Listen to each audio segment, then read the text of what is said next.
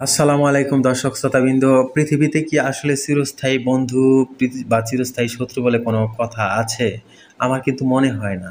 এটা ব্যক্তি টু ব্যক্তিও যেমন হয় না, দেশ টু দেশ, রাষ্ট্র টু রাষ্ট্র আসলে এটা হয় না, চিরস্থায়ী হয় না। চিরস্থায়ী বন্ধু বা চিরস্থায়ী শত্রু বলে আসলে কোনো ওয়ার্ড বা কথা নাই। কারণ এটা আপনি দেখেন, আমাদের ডক্টর ইউনূস স্যার কিন্তু ছিলেন আপনার তার বান্ধবী ছিল হিলারি ক্লিনটন। তিনি কিন্তু যখন ট্রাম্প প্রথমবার নির্বাচিত হলেন, তখন কিন্তু হিলারি ক্লিনটনকে যথেষ্ট আর্থিক প্রণোদনা বা বিভিন্ন ধরনের সাহায্য করেছিলেন। হ্যাঁ, কিন্তু হিলারি ক্লিনটন কিন্তু পরাজিত হন। পরবর্তীতে কিন্তু ডোনাল্ড ট্রাম্প কিন্তু তিনি বলেন যে, "কই আমরা তো সেই ঢাকার লোকটাকে দেখতে পাচ্ছি না।" মানে আমাদের ডক্টর ইউনূস স্যারের কথা। তিনি তো আমার বিরুদ্ধে ভালোই লেগেছিলেন। হ্যাঁ, আমার পিছনে ভালোই লেগেছিলেন। তো তা তো পারলেন না। ঢাকার লোকটা কোথায়? আর তাকে আমি একবার দেখতে চাই। তো এটা কিন্তু আসলে তখন মনে হয়েছিল তার সাথে কিন্তু একটা শত্রুতা তৈরি হয়ে গেছে। অনেকে এটা মনে করেছিল এবং দ্বিতীয়বার যখন আবার ৫ বছর পরে জো বাইডেনের পরে আবার কিন্তু রিপাবলিকান প্রেসিডেন্ট ডোনাল্ড ট্রাম্প আবার ক্ষমতায় আসলেন। তখন কিন্তু ভারত জুড়ে উচ্ছ্বাস বইতেছিল যে ডোনাল্ড ট্রাম্প নির্বাচিত হয়েছে। ডক্টর ইউনূসের এবার ১২টা বাজবে। হ্যাঁ, অবশ্যই শেখ হাসিনা ফেরত আসবে। এরকম ভারতের মনের মধ্যে কিন্তু দানা বাঁধতে শুরু করতেছিল। কিন্তু আপনারা দেখেন কি ঘটনা ঘটলো। পুরাই উল্টা কিন্তু ঘটে গেছে ভাই। এটা আসার পরে, ডোনাল্ড ট্রাম্প আসার পরে কিন্তু ভারতের বিরুদ্ধে ভ্যাট ট্যাক্স দিয়ে একাকার করে দিচ্ছে। ভারতের ছাত্র, কর্মী যারা আছে, অবৈধভাবে যারা আছে আমেরিকা, তাদেরকে পা ধরে বেঁধে কিন্তু অন্য দেশের কারো জন্য করে নাই। কিন্তু ভারতের ক্ষেত্রে কিন্তু করতেছে। এটার কারণ কিন্তু আছে। তো দেখেন এখানে কিন্তু ইউনূস স্যারের একে ধমক-টমক তো দূরের কথা, কিছুই কিন্তু দেয়নি। এবং ইউনূস স্যারকে যতটা আমেরিকান প্রশাসন থেকে সাহায্য করে, ইউরোপিয়ান প্রশাসন থেকে যতটা সাহায্য দরকার কিন্তু দিয়ে যাচ্ছে, সাপোর্ট দিয়ে যাচ্ছে। যার কারণে কিন্তু সেনাবাহিনীও সবকিছু থেমে গেছে। যারা সেনাবাহিনীর আগলা কিছু ফাইটার ছিল, কথিত দেশপ্রেমিক যারা ভারতের দালাল, তারা কিন্তু এখন থেমে গেছে। এখন দেশপ্রেমিক সৈন্যরা কিন্তু, অফিসাররা জেগে উঠতেছে আবার। হ্যাঁ? তো যাই হোক, ওদিকে কথা বলব না, ওদিকে কথা বাড়াবো না। অনেক ভিডিও কম বেশি করেছি, আপনারা দেখে নেবেন। তো এখন কথা হচ্ছে যে, তাই ইউনূস স্যারের সাথে ট্রাম্পের কিন্তু সেই শত্রুতাই ছিল। ভারত কিন্তু এটাই মনে করেছিল তাকে ধরবে এবার চেপে, কিন্তু তা কিন্তু হলো না। কারণ আমেরিকার স্বার্থ বা ইউরোপিয়ান দেশগুলার বা উপনিবেশবাদী যারা দেশ অতীতে তারা বিভিন্ন দেশ শাসন করেছে, তারা কিন্তু স্বার্থ বুঝে চলে। কিভাবে অন্য দেশকে শাসন করতে হয় তারা কিন্তু এখনো তারা জানে, সেই নীতিতে তারা চলে। তো আমেরিকা কিন্তু এটা আপনার ডক্টর ইউনূস আসার পরেও কিন্তু ডক্টর ইউনূসের উপর সমর্থন বজায় রেখেছে। কারণ আপনি দেখেন, ভারত মনে করেছিল আমাকে এত সাপোর্ট করে মোদির বন্ধু ট্রাম্প। কিন্তু আসলে কিন্তু ঘটনা উল্টে গেল। কারণ হচ্ছে মোদির যে আপনার বিদ্বেষ, আপনার ধর্মবিদ্বেষী মনোভাব, সেটা ইসলাম অথবা খ্রিস্টানিটি যার বিরুদ্ধেই হোক, এটা কিন্তু মোদির মধ্যে দেখা গেছে।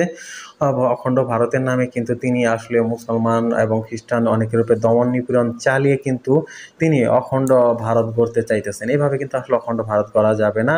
অখণ্ড ভারতে যেহেতু এখনো মুসলিম, হিন্দু, খ্রিস্টান সবাই আছে, তাদের সাথে মিলেমিশে তাকে চলতে হবে। এটাতে কিন্তু আসলে বিজেপি প্রশাসন বা বিজেপি দলটা বা আরএসএস এরা কিন্তু বিশ্বাস করে না।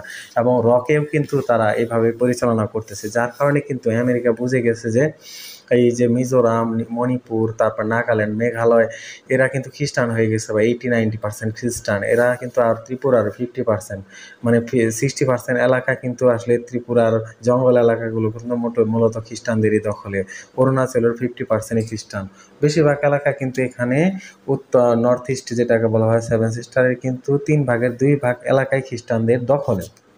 তো এই এলাকাটা কিন্তু ভারতের সাথে কোনো কিছুতেই মিলে না। ধর্ম, তারপরে সংস্কৃতি কিচ্ছুতেই মিলে না। এরা কিন্তু থাকতে চাচ্ছে না। আমেরিকান প্রশাসন, ইউরোপিয়ান প্রশাসন কিন্তু এটা বুঝতে পেরেছে। তারা লং টাইম ধরে এখানে খ্রিস্টানিটি প্রচার করে কিন্তু সংখ্যাগরিষ্ঠ করে ফেলেছে। এখন তো দেখা যাচ্ছে যে ল্যান্ডলক কান্ট্রি হওয়ার কারণে তারা কিন্তু সাপোর্ট পাচ্ছে না এবং ভারতের আগ্রাসন থেকে তারাও কিন্তু মুক্ত হতে পারছে না। এজন্য কিন্তু দেখা যাচ্ছে ডক্টর ইউনূস স্যারের প্রতি কিন্তু দেখা যাচ্ছে যে শুধু করিডোর পাওয়ার জন্য কিন্তু আমেরিকা, ইউরোপের বিশাল সমর্থন ইউনূস স্যারের উপর এসে পড়েছে। ইউনূস স্যার কিন্তু এখন যথেষ্ট পাওয়ারফুল লোক হিসেবে কিন্তু পশ্চিমা বা বিভিন্ন দেশগুলোতে তিনি কিন্তু বেশ জনপ্রিয়তা পাচ্ছেন এবং ভারত বিরোধী হিসেবে জনপ্রিয়তা পাচ্ছেন। এটা ভারতেই মূলত দায়ী। ওইগুলো নিয়ে অনেক ভিডিও বানাইছি, আপনারা দেখবেন, আলোচনা সমালোচনামূলক। তো ভারতের এই ন্যাকামো এবং জ্যাঠামোর কারণে কিন্তু ভারত নিজেই বিপদে পড়তে যাচ্ছে এবং এই এলাকাগুলি কিন্তু আসলে হারাবে। কারণ খ্রিস্টানরাও থাকবে না, মুসলিমরা হয়তো থাকবে, কারণ মুসলিমরা যাওয়ার কিন্তু জায়গা নেই। কারণ এতগুলো মুসলিম জনগোষ্ঠী পাকিস্তান, বাংলাদেশে তাদেরকে আসলে আশ্রয় দেওয়া সম্ভব হয় না, তাই হবে না আসলে। এই জন্য কিন্তু ইন্ডিয়ান মুসলমানরা বিশ্বাস করে তারা কিন্তু ইন্ডিয়াতেই থাকবে। কিন্তু ভারত মনে করে যে এই বিজেপি RSS প্রশাসন এরা মনে করে যে এরা আমাদের শত্রু, এদেরকে বের করে দিলে আমরা তখন হিন্দু রাষ্ট্র করতে পারবো। কিন্তু এটা আসলে তাহলে ব্যাকবি একটা ধারণা। এই ধরনের ধারণা মন ধ্যান তাদেরকে বের হতে হবে। তাদেরকে মুসলিমদেরকে তাদের অবিচ্ছেদ্য অংশ যদি না ভাবে, তাহলে কিন্তু ভারতে খুবই ঝঞ্ঝাটপূর্ণ ঝামেলায় পড়ে যাবে, এবং আমেরিকা, ইউরোপ কিন্তু এটার চান্স নেওয়ার আশায় আছে। এতদিন মনে হচ্ছিল যে ভারতের সাথে সেই রকম একটা মহরম, কিন্তু ব্যাপারটা তা না। এই অঞ্চলটাতে যে উত্তর পূর্ব অঞ্চলটাকে তাদের যে স্বাধীন করা দরকার, আমেরিকা বুঝে গেছে যে এটা স্বাধীন করতে হবে। এবং এই অঞ্চলের নেতা নেতৃবৃন্দ যারা মণিপুর, মিজোরামের নেতারা কিন্তু, নাগাল্যান্ড, মেঘালয়েরা কিন্তু নেতাগুলা কিন্তু আমেরিকা, ইউরোপের সাথে যথেষ্ট কানেকশন রাখতেছে এবং তারা স্বাধীন হতে চাচ্ছে, এটা ভারত কিন্তু বুঝে গেছে। যার কারণে কিন্তু এখন তারাও মাথা খারাপ হয়ে গেছে যে কী থেকে কী করবে। এবং তারা বুঝে গেছে বাংলাদেশের ইউনূস স্যারের সাথে এরকম আজে বাজে সম্পর্কতা যে বজায় রাখলে কিন্তু তারা পার পাবে না, এটা তারা বুঝে যাচ্ছে। এখন কিন্তু হাসিনাকে ওই জন্য তারা রাখতে চাচ্ছে না। তো আপনারা কি মনে করেন আমাকে কমেন্টস করবেন, এবং লাইক শেয়ার করে আমার ভিডিওগুলো প্রচার করার চেষ্টা করবেন, যাতে করে আমি আমার বক্তব্যগুলো আপনাদের মতো সাধারণ মানুষের মধ্যে পৌঁছায় দিতে পারি। সবাইকে ধন্যবাদ।